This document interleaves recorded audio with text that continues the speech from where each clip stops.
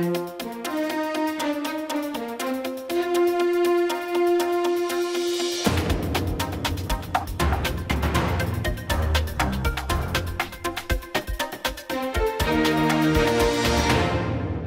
that Illinois has fully opened the wedding aisles for homosexual marriage, efforts are underway to protect religious freedom in the state. We're just trying to carve out a place where people of faith can live their faith, can kind of leave everyone else alone, and do what they believe in their hearts and in their consciences they should do. Governor Pat Quinn signed the historic same-sex marriage legislation in November, calling it a triumph of democracy. But proponents of religious freedom contend that with the implementation of the law, First Amendment rights will be in greater peril. That's prompting the Chicago-based Thomas More Society to step in. Peter Breen is a vice president and senior counsel for the National Public Interest Law Firm. Our main focus now is defending the religious liberty rights of people of faith.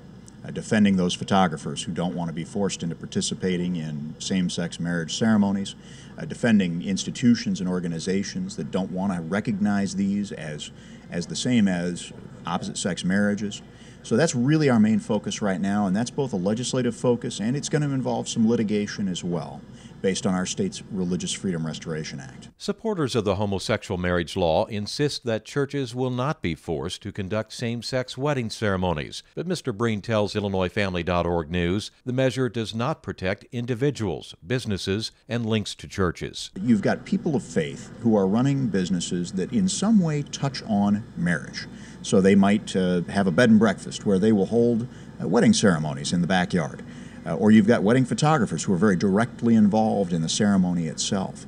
And so these folks don't want to participate in these sorts of same-sex weddings. Any normal person would say, well, of course they shouldn't be made to participate in that, and why would that same-sex couple want someone or a facility that doesn't really want them there? The problem is the way the law works, those folks are potentially going to be forced into providing services for these sorts of ceremonies. They're going to be enlisted to help and to promote these sorts of ceremonies and unions. So everyone else involved in a church, everyone else involved in a religious ministry, parachurch ministries, they have very little explicit protection under the marriage law that was passed. Instead, we're going to have to clarify all of those protections in court, through regulation, and then hopefully through some extra legislation that will specifically protect religious liberty rights. Mr. Breen predicts a flood of litigation over same-sex marriage to begin soon, now that Illinois same-sex marriage law has kicked in. And then you might start seeing test cases. So the other side may try to hail a Christian wedding photographer into the Civil Rights Commission, or they may try to come after more bed and breakfasts. They may come after the cake makers and the florists and others. You could see them coming after Catholic Charities for not wanting to support or be a part of a same-sex relationship or promote those sorts of arrangements. What should churches and faith organizations be doing now to protect themselves?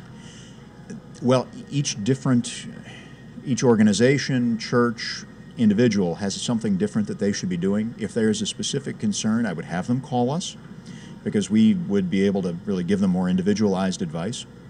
In some areas, it's very difficult. And while the battle over homosexual marriage continues in the courts and the legislative level, Mr. Breen says it's important for church leaders to encourage members to vote values when choosing their elected officials. There's nothing wrong with a church saying that. There's nothing wrong with a church promoting it.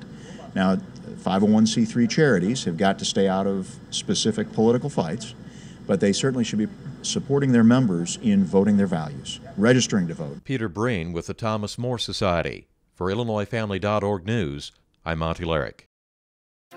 This has been brought to you by the Illinois Family Institute, promoting marriage, family, life, and liberty in the land of Lincoln. For more information, go to IllinoisFamily.org.